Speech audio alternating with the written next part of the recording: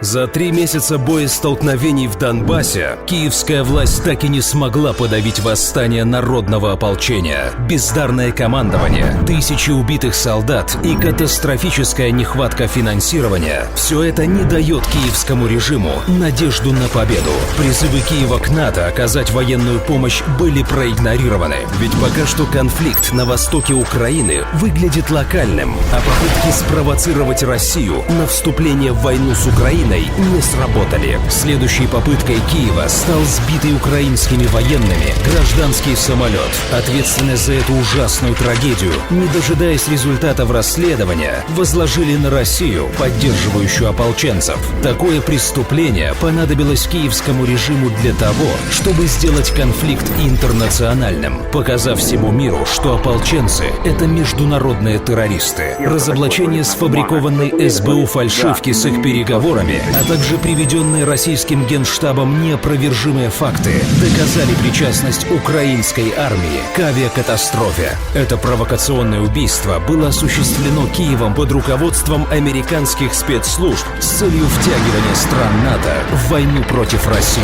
Но зачем американцам эта война? Затем, чтобы поправить свои экономические проблемы, ровно так же, как они делали это в Первой и Второй мировых войнах. Обвинение России в агрессии позволяет ввести финансовые санкции, замораживающие активы российских структур, что позволит списать сотни миллиардов долларов и облегчить запредельное долговое бремя США. Нарушенные экономические отношения с Россией ухудшат состояние европейской экономики, ослабят ее положение в конкурентной борьбе с Америкой, а дестабилизация банковской системы будет стимулировать отток капитала в США для поддержания долларовой пирамиды. Втягивание европейских стран в войну с Россией усилит их политическую зависимость от Америки, что облегчит американцам навязывание ЕС выгодных для Соединенных Штатов решений. Благодаря войне американский военно-промышленный комплекс получит много заказов, экономика США будет процветать, а тем временем ослабленную от войны Россию будет легче взять под контроль, как это уже было в лихие 90-е. Таким образом, уничтожив основных конкурентов на мировой арене, у Америки будет стратегическое преимущество